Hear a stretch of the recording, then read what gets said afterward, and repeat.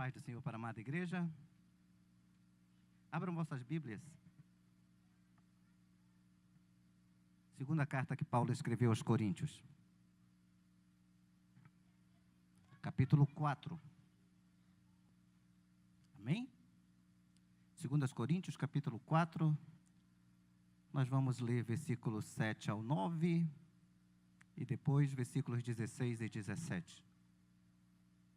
E depois em casa, você desfruta de toda essa leitura e também do capítulo 11 e 12 que serão mencionados durante esta mensagem. Amém? 2 Coríntios, capítulo 4, versículos 7 ao 9, depois 16 e 17. Assim nos diz a palavra do Senhor. Temos, porém, esse tesouro em vasos de barro, para que a excelência do poder seja de Deus e não de nós. Em tudo somos atribulados, mas não angustiados, perplexos, mas não desanimados, perseguidos, mas não desamparados, abatidos, mas não destruídos. Versículos 16 e 17. Por isso, não desfalecemos, mas ainda que o nosso homem exterior se corrompa, o interior, contudo, se renova de dia em dia, porque a nossa leve e momentânea tribulação produz para nós um peso eterno de glória muito excelente. Podeis assentar, queridos. A gente sobe rindo para não chorar. Para esconder o nervosismo, a gente ri, porque não é fácil estar aqui. Você diz, pastor, o senhor já prega há tanto tempo, já ensina na escola bíblica dominical, vem com essa conversa, né, Marcos? Mas o peso da responsabilidade é muito grande e as pernas quase não suportam esse peso e quase a gente não consegue ficar de pé. Eu louvo a Deus todas as vezes que eu subo neste púlpito para ministrar a palavra, porque é uma honra muito grande. Porque eu sei que há homens e mulheres que poderiam estar aqui nesta posição nesta noite. Homens e mulheres que provavelmente oram mais do que o pastor Carlos, se consagram mais do que o pastor Carlos, se preparam mais do que o pastor Carlos. Mas aprove a Deus nessa noite me conceder esta graça maravilhosa. E a glória pertence a Ele, e quando Ele chama, Ele capacita, Ele nos prepara. Então a Ele toda a honra, toda a glória, todo o louvor e adoração. Eu quero agradecer ao meu Deus por esta rica e maravilhosa oportunidade de poder estar aqui novamente para ministrar para a Igreja Shekinah. Quero agradecer ao pastor Costa, claro, presidente do campo, porque sem dúvida, antes do pastor Carneiro me convidar para esta missão, é muito provável que ele tenha sido consultado e aprovado esse convite para que eu pudesse estar aqui convosco nesta noite ministrando a palavra do Senhor. Recentemente tivemos um culto, aliás, uma festa, celebrando 35 anos. E toda vez que nós participamos, ou pelo menos eu participo desta festa, eu fico aí sentado nos bancos, relembrando o caminho percorrido até aqui. Fico tentando lembrar todos aqueles que já passaram por aqui, aqueles que continuam aqui, aqueles que estão chegando para compor esta igreja, ou para compor o corpo de Cristo, aqui representado pelo Campo Shekinah. E eu fico impressionado com o nosso Deus. Às vezes quem está chegando não sabe como nós chegamos até aqui. Como é possível ter chegado até aqui? Eu não estava lá no princípio, mas ouvi tudo sobre o princípio. Talvez não neste culto, mas em outros momentos, conversando com outras pessoas, nós conhecemos um pouco da história desta igreja. E eu fico sempre impressionado com a mão poderosa de Deus. O que Ele fez, e se Ele fez, Marcos, e se Ele fez e possibilitou que nós chegássemos até aqui, que nós contemplássemos todas as maravilhas do Senhor até aqui, os milagres que Ele já operou neste lugar, eu tenho certeza que Ele pode fazer muito, muito mais, Romilda, se nós permanecermos fiéis, se nós em tudo formos atribulados, mas não nos sentirmos angustiados, perplexos, mas se na jornada que nos trouxe até aqui, nós não desanimarmos, o nosso Deus vai continuar fazendo maravilhas. Amém? Louvado seja o nome do Senhor. Um certo escritor, pesquisador, dividiu sua vida em 3 partes. Talvez nós possamos dividir a nossa como ele. Abaixo do tempo, acima do tempo e além do tempo. Os anos de infância, dizia ele, são vividos abaixo do tempo. Porque qual criança se preocupa com dia e noite? Se é verão ou se é inverno? Se está chovendo ou se está fazendo sol? Qual criança se preocupa com o dia ou com a noite? Se preocupa com a hora do trabalho? Se preocupa com a vida ou a morte? Crianças de 0 a 3 anos não entendem nada sobre início e fim. Pressa ou calma, cedo ou tarde, o mundo de uma criança amplifica, aumenta o tempo presente e diminui o futuro e nem se lembra do passado. E aí eu queria perguntar para vocês, seria a infância para nós o que a vida no jardim do Éden era para Adão e Eva? Porque antes daquele casal ter caído e acreditado nas lorotas, nas mentiras de Satanás, e comido do fruto da árvore, desobedecido a Deus, não havia calendários. A verdade é que antes do pecado, ninguém usava relógio, marcava o tempo, ou precisava de cemitérios, esta é uma verdade. Nossos primeiros pais, Adão e Eva, habitavam num mundo livre, Marta, livre de tempo. Mas depois da desobediência, o tempo invadiu o nosso mundo. O tempo, por causa da desobediência, invadiu o seu mundo. Talvez alguns estejam perguntando, mas o que é tempo? Eu não tenho tempo. Eu não tenho tempo. Depois que eu casei, eu não tenho tempo para nada. Depois que eu tive filhos, o tempo acabou, sumiu. Depois que eu entrei na faculdade, então, acabou-se o meu tempo. Mas eu quero te dizer que em meio a esse turbilhão todo, ao meio a esta nossa vida desorganizada, não se esqueça de uma coisa: você precisa de tempo para buscar a Deus. Você precisa de tempo para adorar a Deus. Em meio a toda esta bagunça que é a nossa vida, encontre tempo para estar na presença de Deus, amém?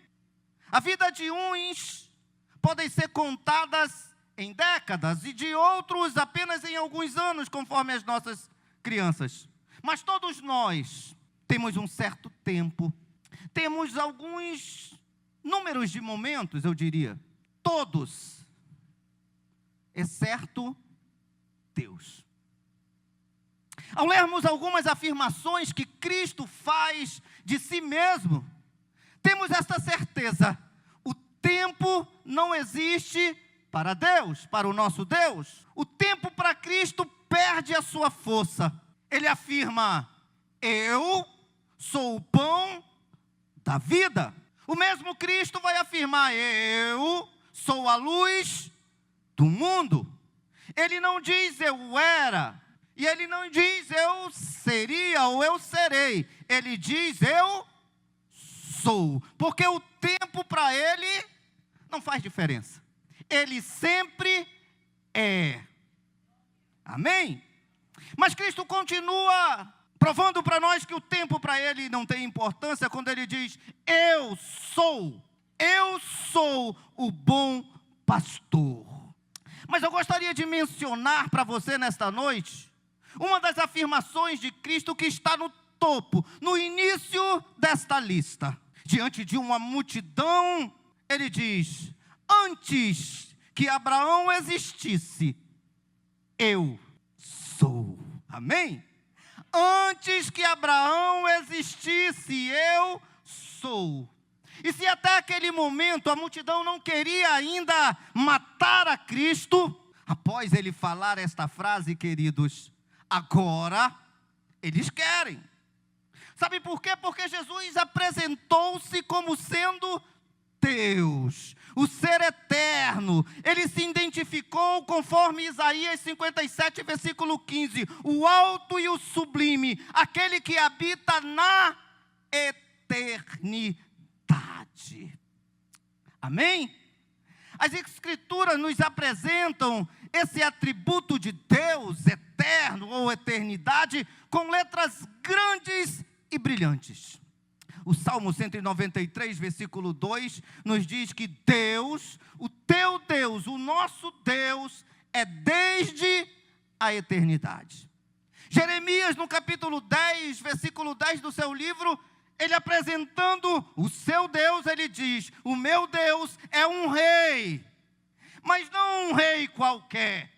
Não um rei sujeito à enfermidade, não um rei sujeito à incorruptibilidade, não um rei sujeito ao tempo. Jeremias diz: o meu Deus é um rei eterno, que está acima da eternidade. Romanos, Paulo, esse mesmo Paulo, dessa carta aos Coríntios, no capítulo 1, versículo 23, ele diz: olha, o meu Deus é incorruptível. Ou seja, ele não se deterioriza por causa do tempo, e nem tampouco ele se altera. Ele é de eternidade a eternidade, incorruptível. Paulo, escrevendo para Timóteo, talvez para fortalecer a fé de Timóteo, falando acerca desse Deus que nós servimos, ele diz: olha, Timóteo, tu serve um Deus que tem, Ele somente, só o Deus que você serve, se é que pode existir outro, não existe outro Deus. Mas Paulo está dizendo para Timóteo: tu serve um Deus, aquele que tem, Ele somente, a imortalidade. Amém? Esse é o nosso Deus. Salmista, no capítulo 102, ou no Salmo 102, versículo 27, continuando, exaltando esse Deus poderoso, ele diz: os céus e a terra perecerão, mas tu és o mesmo, e os teus anos, Senhor, nunca terão fim. Jó, capítulo 36, versículo 26, os anos de Deus não se podem calcular. Amém? Isso é só para você ter uma noção do tamanho do teu Deus, ou Deus que você serve. Os anos de Deus não se podem calcular. A ciência hoje já pode nos mostrar alguns caminhos. Nós podemos percorrer, isso é claro, o caminho da árvore até a semente, e se brincar até antes disso, se é que é possível. Nós podemos percorrer o caminho desta roupa que eu visto até a fábrica, ou quem sabe até a colheita de algodão. A ciência pode fazer isso. Nós podemos percorrer o caminho do pão à padaria, ou até a plantação de trigo. Podemos percorrer o caminho de uma criança, o caminho que uma criança e um homem fez, até chegarmos ao útero da sua mãe. Agora eu desafio nessa noite a percorrer o caminho de Deus. Será que nós podemos percorrer o caminho que o nosso Deus já percorreu? Já tentou, ou pelo menos foi arguido por Deus acerca de algumas questões, e Deus deixou Jó perplexo, porque é impossível ir até o começo da eternidade, ou aonde estava o nosso Deus. Ninguém criou a Deus. Isaías capítulo 43, versículo 13 nos diz: olha, antes que houvesse dia, eu, o Senhor, sou. Antes que houvesse dia, ou seja, antes do amanhecer, Deus. Antes de uma noite tribulosa, difícil, Deus. O choro pode durar uma noite inteira, lá está Deus. A alegria vem o amanhecer. Lá também está Deus, porque Deus existe antes que o dia se inicie. Então descanse na presença do teu Deus, debaixo das suas mãos poderosas, porque antes do amanhecer Ele é Deus, e quando amanhecer, pastor Carlos, Ele continua sendo Deus poderoso nas alturas. Amém? Ninguém criou a Deus, porque antes que houvesse dia, Ele é. Por esta razão, Jesus fez esta declaração: antes que Abraão existisse, eu sou. Ele não disse eu era, porque Jesus é. Neste exato momento, nos dias de Abraão e no fim dos tempos, Jesus é eterno. As Escrituras nos deixam isso claro quando elas dizem em alto e bom som: todas as coisas, inclusive você, foram feitas por Ele. Por causa dEle, todas as coisas, por causa de Jesus, todas as coisas vieram à existência. E se você duvida, João diz: no princípio Ele era o Verbo. Esta palavra que eu vos falo nesta noite, no princípio ela era Jesus. Nesta noite ela continua sendo Jesus. Ele é o Verbo, a palavra em ação. Esse é o nosso Deus, e é sobre Ele que eu quero vos falar. O nosso Deus não vê a história em apenas uma foto. Ele vê sua vida. E deixa eu te dizer uma coisa: toda a sua vida, em um instante, num abrir e fechar de olhos. Ele vê o seu nascimento e não se entristeça. Ele sabe exatamente o dia do seu funeral. Esse é o nosso Deus. Ele vê isso tudo em um único quadro, em uma única foto. O seu Deus conhece o seu início e o seu fim. Isso não é bom? Não é bom saber que o nosso Deus me conhece. Teve gente que disse que Ele me conhece antes mesmo de eu ter sido concebido pela minha mãe. Ele me viu antes, quando os meus ossos ainda estavam informes. Ele conhece o princípio e o fim da minha vida e da minha história. E se Ele sabe de tudo isso, será que se você permitir a Ele, Ele não seria capaz de dar uma mexida, uma melhorada na sua história, na sua vida? Mas Ele só vai fazer isso se você permitir. Se você permitir, Ele pode mudar uma coisa ali, outra aqui, colocar outras no lugar, jogar fora outras. Sabe por quê? Porque Deus conhece o seu começo e o seu fim, e Ele tem poder. O melhor de tudo é isso: Ele é de eternidade a eternidade, e todo poder está nas suas mãos, e Ele tem poder para mudar a sua história e dar para você um fim melhor. Melhorar a sua história, melhorar esse quadro, amém? Estamos juntos? Ele tem poder para melhorar a sua história. Ou melhor, Ele tem poder para te dar uma eternidade com Ele. Ele tem poder, Ele é de eternidade a eternidade. E sabe qual é o maior desejo de Deus? É que você possa passar uma eternidade com Ele, ao lado dEle. Porque bem sei eu os pensamentos que eu tenho a respeito de vós, diz o Senhor. Pensamentos de paz, e não de mal, para vos dar o fim que esperais. Você espera passar a eternidade com Deus? Amém? Será que não foi isso que Cristo quis dizer quando Ele afirmou: quem crê em mim, como diz as Escrituras, ainda que morra, viverá uma eternidade com Deus. Mas quem crê em Cristo. Eu diria que dentro de cada um de nós há um palpite, eu não sei se a palavra certa seria essa, mas há uma percepção de que nós fomos feitos para vivermos para sempre. E uma esperança de que isso possa ser verdade. Sim, claro. Mas sabe por que isso?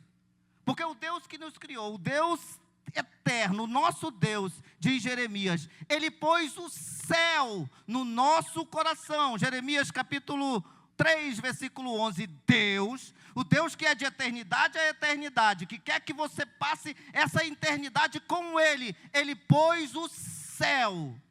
O desejo pelo céu, a esperança do céu, a esperança da vida eterna no seu coração. No seu coração.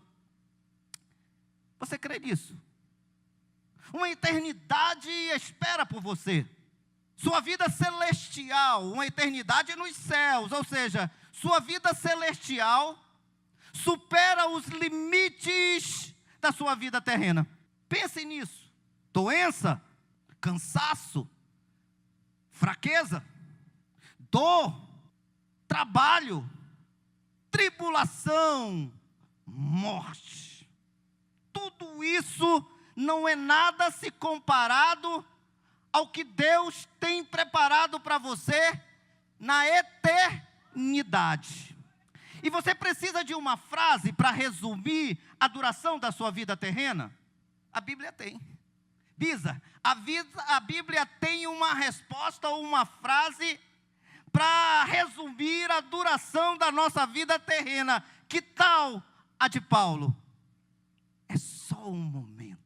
A nossa vida terrena, essa vida repleta de dor, repleta de aflição, de tribulação, de tristeza, de fraqueza e até mesmo de morte, é só por um momento. Parece que você não gostou de saber disso, mas é uma verdade. Tudo isso é só um momento. Esta foi a frase escolhida por Paulo. Ele diz no texto que nós lemos em um dos versículos: porque a nossa leve... Eu fico perplexo quando Paulo fala desse jeito, nesse capítulo 4 de Coríntios, e depois lá no versículo 11 ele vai repetir: a nossa leve e momentânea tribulação. É como se Paulo estivesse dizendo: ei, esta vida passa rápido, vai passar, é rápido, tem na Bíblia, né, é só um pouquinho de tempo, um pouquinho de tempo e vai passar. Vai passar. Paulo está afirmando aí, porque a nossa leve e momentânea tribulação produz em nós um peso eterno de glória muito excelente. Louvado seja o nome do Senhor. E se nós tivéssemos uma visão do apóstolo Paulo enquanto ele escreve estas palavras, você poderia fechar os seus olhos por um momento e ter uma visão do apóstolo Paulo enquanto ele escreve esses versículos, porque naquele momento Paulo já tinha sofrido muito por amor a Cristo, por amor ao Evangelho, por amor a mim, que ele nem conhecia, e por amor a você. E eu queria ler com você 2 Coríntios capítulo 11, depois a gente volta aí. Versículo 23 e 25, poderíamos ler todo, mas o tempo não nos permite, é claro. Versículos 23 e 25, ao 25, Paulo escrevendo lá no capítulo 4, depois ele vai reforçar aquelas palavras aqui no capítulo 11.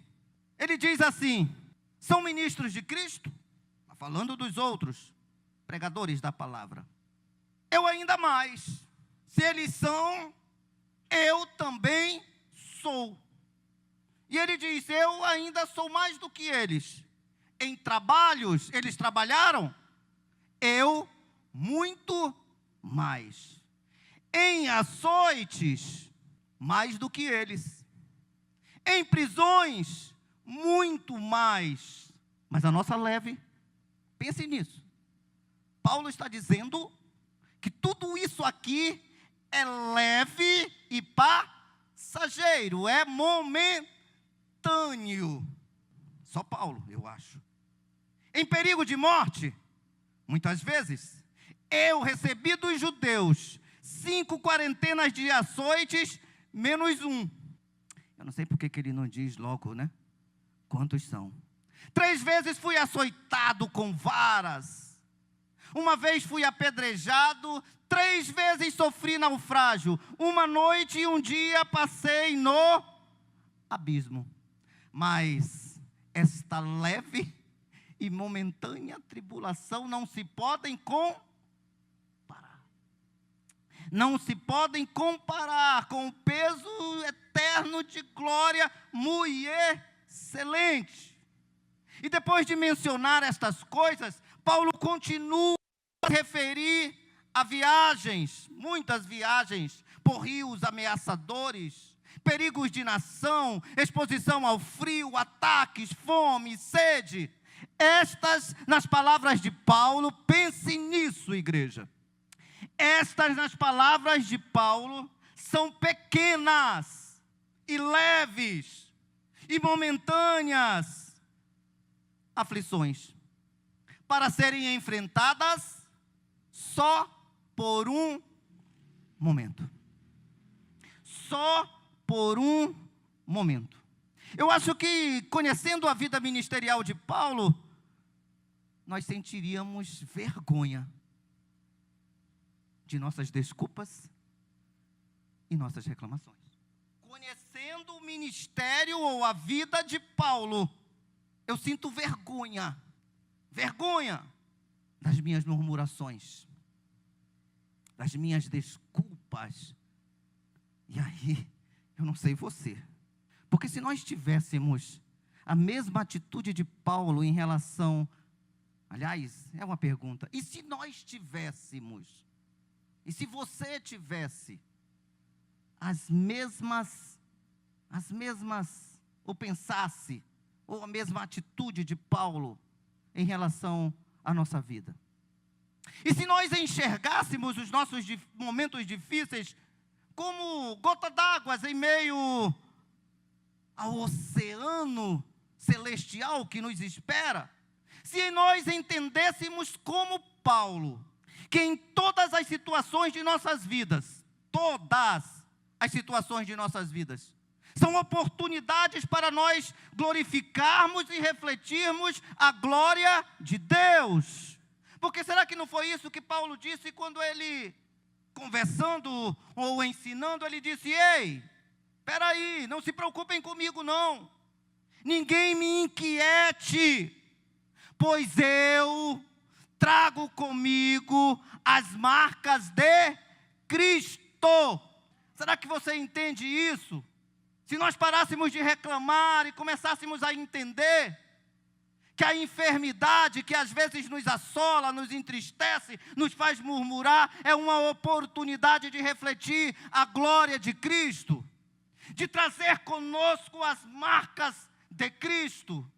Será que você consegue entender que estas guerras dentro do seu lar, estas guerras que nós enfrentamos durante a nossa jornada, é uma oportunidade que Deus está nos dando, como Ele deu a Paulo, de refletirmos a sua glória em meio às tribulações, em meio às dificuldades, nós provarmos ao mundo que nós cremos num Deus eterno e que Ele está nos preparando para a eternidade. O seu casamento é para você refletir a glória de Deus. O seu ministério é para você refletir a glória de Deus. O seu testemunho é para você refletir a glória de Deus. As suas lutas, ainda que você não entenda, Paulo entendeu, e depois você vai saber por quê. Paulo entendeu que tudo isso que ele passou era para refletir a glória de Deus, era para dar testemunho de Deus, era para fazer propaganda de Deus. Quando você entender isso, vai ficar mais fácil atravessar as dificuldades da vida. Deixa eu te dar um exemplo. Vamos pensar num casal. Gosto de falar família, porque hoje o inimigo sabe da importância da sua família para a edificação da igreja e do reino de Deus. Mas pensemos num casal. Foram casados por 17 anos. E eles pensam que esses 17 anos foram 17 anos de um mau casamento. E aí eles começam a falar sobre os erros dele e sobre os erros dela. Eles começam a discutir sobre os maus hábitos de um e de outro, sobre traições e insensibilidade, brigas constantes, noites sem dormir, impaciência, e agora, depois de 17 anos, eles querem se separar. Querem quebrar a aliança, desistir um do outro. Depois de tudo, o casamento ou a vida a dois para eles é algo muito confuso. Leves e momentâneas tribulações não passam pela cabeça deles. Talvez não esteja passando pela sua. Mas Deus te trouxe aqui para você ouvir isso. Talvez não seja sobre casamento, mas quem sabe sobre uma outra área de sua vida.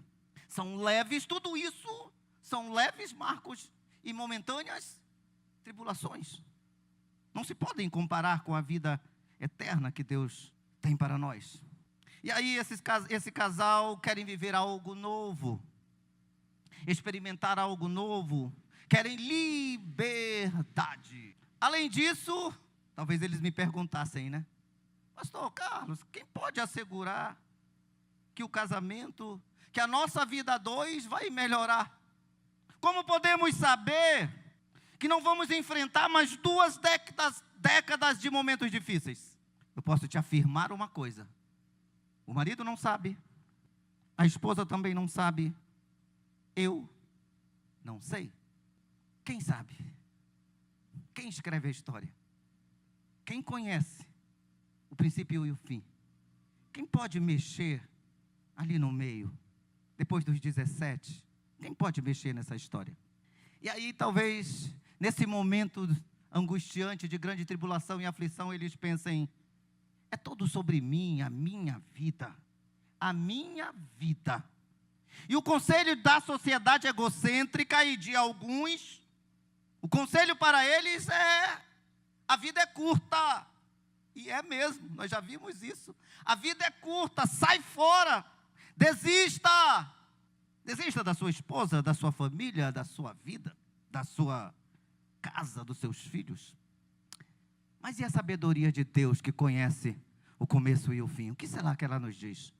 Sim, você tem razão. A vida é curta, é momentânea, é passageira. Então, permaneça. Permaneça. Sofre comigo as aflições, como um bom soldado de Cristo. E se você confiar em mim, eu posso mudar essa história, eu posso endireitar a sua vida, eu posso fazer diferente. A sociedade diz mais: ei, o corpo é seu, use-o como quiser. Mas a sabedoria de Deus te diz nessa noite: o seu corpo é meu, eu te conheci, te formei.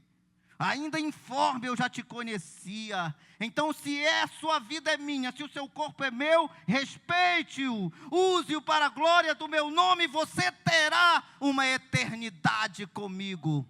E eu quero te dizer nessa noite, a brevidade da vida, se é só um momento, se é tudo passageiro, se passa rápido demais, a brevidade da vida nos garante poder para suportar. Você não pensaria assim? Se a vida é tão rápido, será que Deus não nos daria poder para suportar essas adversidades? A brevidade da vida nos garante poder para suportar, não uma desculpa para desistir. Dias ruins não justificam problemas ruins. Dias ruins nos fortalecem para encarar os problemas. Pense dessa forma. Seja fortalecido no Senhor. E aonde mais? E na força do seu poder. Use a palavra como um escudo. Use a palavra do Senhor como alimento. Use a palavra do Senhor como vitamina espiritual para você vencer. Seja fortalecido no Senhor e na força do seu poder. O Senhor é a minha força. A quem temerei? Espere, confie, creia. Eu vim aqui para te dizer: o Senhor está contigo. O Senhor está escrevendo a tua história. Espere, confie, creia. Porque nessa noite, se você está passando por um momento difícil, sinta a mão do Senhor aí no seu ombro. É possível, pela fé, você sentir a mão do Senhor no seu ombro. É como se Ele estivesse colocando a mão dEle no nosso ombro, apontando para o céu e nos dizendo: ei, é só por um momento, aguente um pouco mais. Sofre comigo as aflições como um bom soldado de Cristo. É só por um momento, essa leve e momentânea tribulação vai passar. Então ore um pouco mais. Então seja um pouco mais fiel ao Senhor, obediente ao Senhor. Os seus problemas vão passar. Eu não vim aqui pregar um evangelho de facilidades. Não existe varinha de cordão, né? Mas existe um Deus em quem nós podemos confiar. Os seus problemas vão passar? Não há garantia para isso. Olha para Paulo. Olha para Paulo. Lembre-se das palavras de Paulo. Os seus problemas vão passar. A sua dor vai cessar. A sua enfermidade vai ser curada. Eu não posso afirmar nada disso. O filho ou o marido vão voltar. Quem sabe? Eu conheço um que sabe. E ele é de eternidade a eternidade. Você pode confiar nele. O choro vai passar, as lutas passarão. Você sabe a resposta. E talvez a vida de Paulo nos dê essa resposta. Os problemas, as dores de Paulo passaram. As dores de Cristo, os sofrimentos de Cristo, por amor a você, passaram. Mas eu garanto que a mesma voz de Paulo é a voz de Cristo. Ei, aguenta um pouquinho mais, porque esta leve, momentânea tribulação vai passar. As palavras peso e glória, não é isso que Paulo estava falando? O céu nos oferece esta promessa, porque a nossa leve e momentânea tribulação, esta é uma promessa, guarde ela. Nós estamos estudando promessas de Deus, e as promessas de Deus não falham. Promessas de Deus não falham, e esta é uma promessa, e o céu nos oferece esta promessa, porque a nossa leve e momentânea tribulação produz para nós um peso de glória muito excelente. Um peso de glória. As palavras peso e glória trazem à nossa mente, à nossa memória, a imagem de uma antiga balança. E se não trouxe a sua, eu quero lhe fazer lembrar daquela antiga balança das mercearias do tempo passado, do meu tempo. Acho que não é do tempo de vocês, não, mas do meu tempo. Vocês lembram? No balcão tinha lá uma balança com duas bandejas, um ponteiro no meio. As palavras peso e glória traz à minha mente a imagem dessa antiga balança. Ela figura também a justiça. Nós já vimos ela por aí, a justiça. E a justiça é personificada em uma estátua com os olhos vendados. Essa imagem da justiça segura essa antiga balança, com dois pratos, uma de cada lado do ponteiro. O peso ou o valor do que nós compramos é determinado ao se colocar pesos de um lado e mercadoria do outro, não é isso? Uma das bandejas recebe os alimentos, ou aquilo que você quer comprar, ela vai pendendo para um lado. Deus faz as mesmas coisas com as nossas lutas, as nossas tribulações, as nossas dificuldades, aos nossos sofrimentos, as nossas dores, as nossas aflições. De um lado, Ele coloca os nossos fardos. Pense nos seus hoje. Pense nos seus hoje. De um lado, está lá, talvez a fome, desemprego, filhos desobedientes, doenças, dias ruins. Coloque tudo isso nesta balança. Observe o lado da balança pesar. Agora, preste atenção. Olha a reação de Deus. Ele remove esses fardos? Ele remove esses fardos? Tem pastor que é audacioso. Levanta a mão quem acha que ele remove esses fardos. Eu não vou fazer isso com você. Deus não remove esses fardos. No mundo tereis, Ele não vai remover esses fardos. Aí você vai dizer, esse não é o meu Deus. Sim, ele é o teu Deus. Ele removeu os fardos de Paulo. O que ele disse para Paulo? Paulo, lá no capítulo 12, depois do 11, está lá no 12. Paulo, ei, amigo Paulo, eu não vou remover não. Paulo estava falando só de um espinho, mas ele já tinha feito um relato de tudo quanto ele já tinha sofrido por amor a Cristo, por amor ao Evangelho. E eu disse, por amor a mim e por amor a você. Ele já tinha feito um relato imenso, mas Paulo falava de um espinho. Ele esqueceu os naufrágios, ele esqueceu que ele foi lançado por um cesto, ele esqueceu a perseguição, ele esqueceu todas aquelas coisas, porque para ele aquelas coisas eram leves e momentâneas e passageiras. Por amor a Cristo, ele suportava tudo aquilo. Aí ele tinha um espinho, eu não sei, nós não podemos dizer qual é, mas ele ora. 3 vezes ele diz, 3 vezes eu orei. E sabe qual foi a resposta? Paulo, eu não vou tirar o teu fardo. Romilda, eu não vou tirar o teu fardo. Carneiro, eu não vou tirar esse fardo. Eu acho engraçado, eu gosto da palavra, porque Jesus falando sobre fardo, o que ele diz acerca de fardo? O meu jugo é suave, eu não vou tirar. Eu não vou tirar, mas eu vou te dar força para suportar. Para que a minha glória reflita em você, para que o meu nome seja glorificado através de você, para que o mundo creia que existe um Deus eterno e poderoso através de você. Louvado seja o nome do Senhor. A minha graça te basta, porque o meu poder seja fortalecido no Senhor e na força do seu poder. O meu poder, Paulo, se aperfeiçoa na tua fraqueza. Diga para o Senhor hoje o que te enfraquece, o que te entristece, porque o poder dele te fortalece. Mas nós estávamos falando de balança. Deus tira o fardo? Não, ele elimina eles.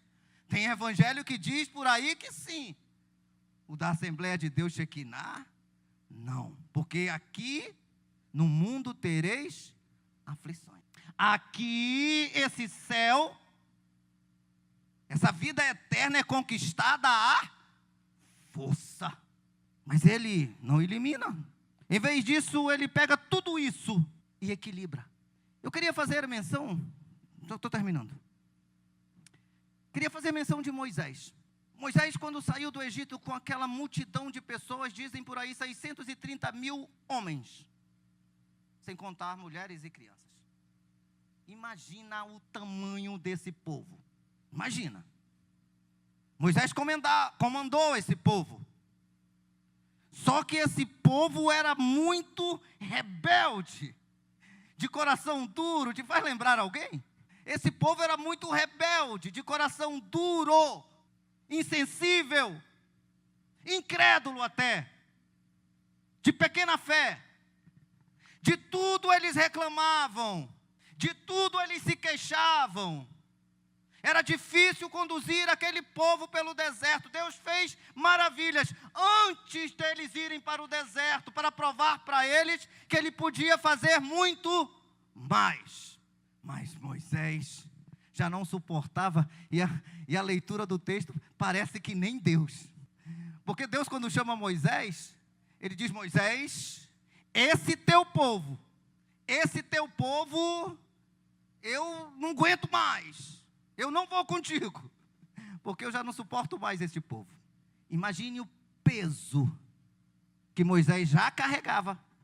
E quando ele ouve estas palavras, pastor Valdemir, imagina como ele ficou. Como assim? Eu já não estou mais suportando essa carga, Senhor, e tu vai dizer para mim que agora tu vai mandar um anjo para ir conosco? Ah, se for para ir um anjo comigo, eu não. Se for para um anjo vir me buscar para ir para o céu, eu também não vou. Tem certeza, pastor Carlos? Tenho, porque eu tenho uma promessa. Quem vem me buscar para ir para o céu? Quem? O tema desse ano, que vai se iniciar agora em 2025, é Jesus está voltando.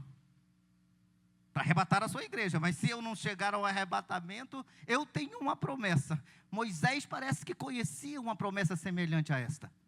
Ei, Moisés parece que conhecia, eu não sei, essa palavra foi escrita depois de tanto tempo, né? Mas Jesus disse assim para os discípulos: não temas, nem se apavore. Na casa do meu pai há muitas moradas. Na eternidade há muitas moradas. Se não fosse assim, eu não ia dizer isso para vocês. Mas eu vou. E vou lhes preparar lugar. E aí o que Jesus diz? E eu voltarei outra vez. E farei o quê? Levarei vocês comigo. A tarefa de nos levar para o céu não é do anjo. O Senhor manda pastores para pregar a palavra para que você creia, mas Ele não manda pastores para lhe levar para o céu. Ele manda missionários para falar do seu grande amor, mas Ele não manda missionários. Essa tarefa é de Jesus Cristo e Ele não dá ela para ninguém. Parece que Moisés conhecia essa promessa. Em Cristo nós estamos seguros para chegar à eternidade. E para atravessar aquele deserto, Moisés não abria mão da presença de Deus. A nossa vida é curta, mas não abra mão de ter o Senhor ao teu lado nessa caminhada, nessa jornada. Moisés não abriu mão. E aí o Senhor responde para ele: irá a minha presença contigo, para em meio à tribulação, em meio à rebeldia do povo, à incredulidade do povo, à perseguição, em meio a toda essa aflição, irá a minha presença contigo para te fazer descansar. Será que só isso não é suficiente? Isso bastava para Moisés? Nós diríamos bastava, mas Moisés foi além. O que Deus quer com você hoje é que você vá além. Sim, a presença do Senhor aqui é muito boa, mas Moisés disse: eu quero ver, Senhor, a tua glória. Só andar contigo não é suficiente, só desfrutar da tua presença aqui não é suficiente. Eu quero, Senhor, contemplar a tua glória. Tudo muda, equilibra as coisas com o seu peso de glória. Ele coloca um eterno peso de glória, diz o apóstolo Paulo, de um lado. E aí, alegria do lado da balança.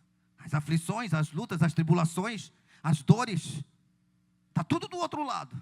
Aí o Senhor começa: gozo do lado da balança, paz do lado da balança, benignidade do outro lado da balança, longanimidade do outro lado da balança, bondade do outro lado da balança. É pouco, mas a balança já está quase equilibrada. Aí o Senhor diz: é pouco, coloca mais. Fé, mansidão, temperança, paz sobre medida.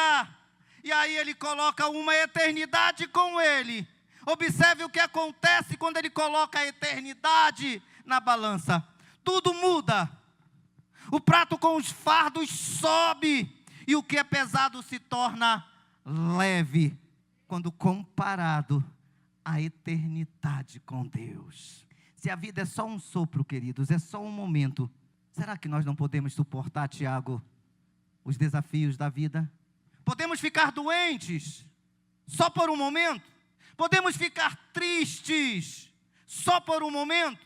Se a vida é tão breve, será que nós podemos suportar a perseguição, a aflição só por um momento? Se a vida é breve e há uma eternidade nos esperando, será que nós não podemos lutar um pouco mais? Renunciar às nossas vontades, prazeres e desejos só por mais um momento?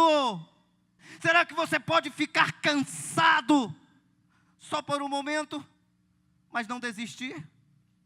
Porque diz Paulo, é leve e momentânea, é só por um momento.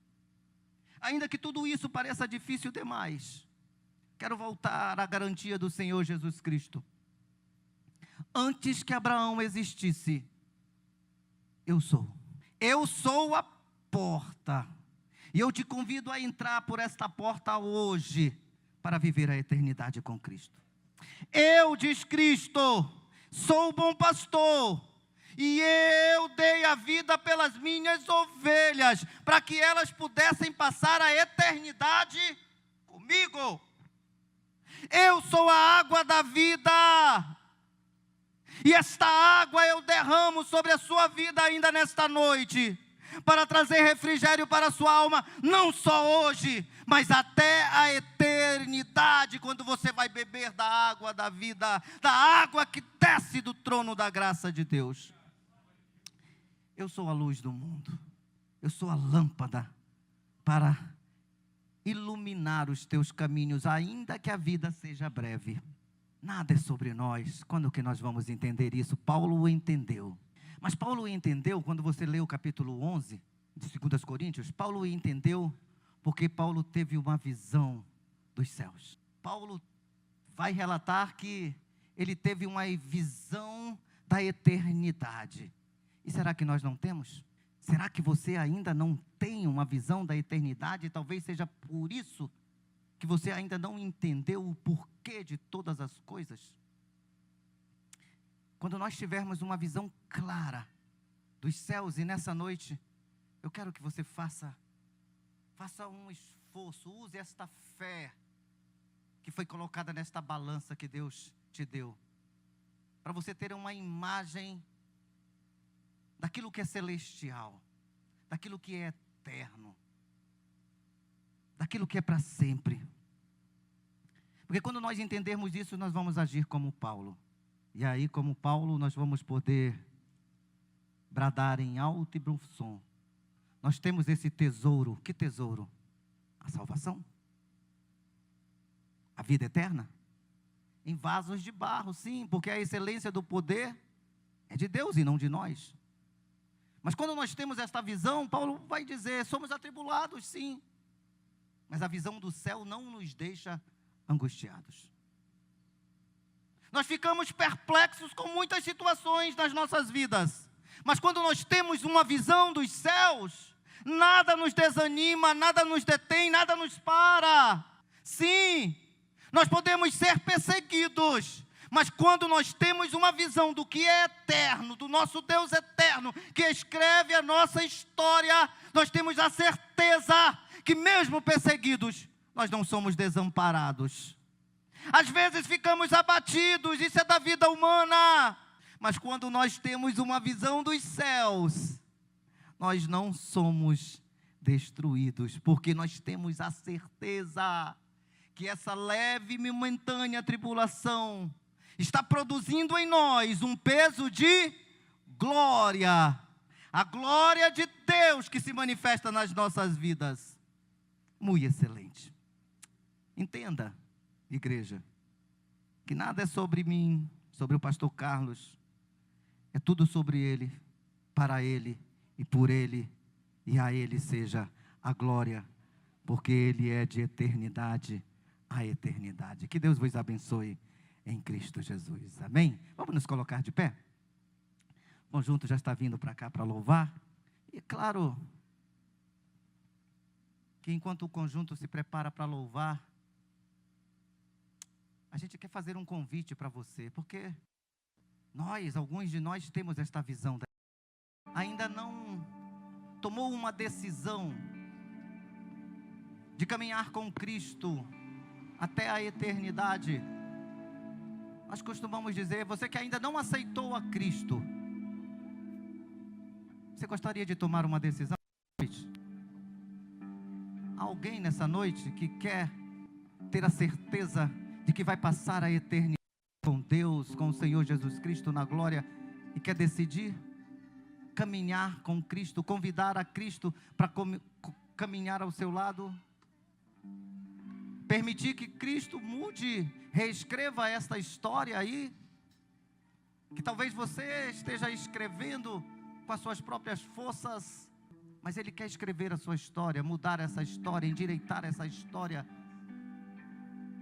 mudar algumas coisas, como nós falamos, quem sabe aqui e ali, fazer diferente.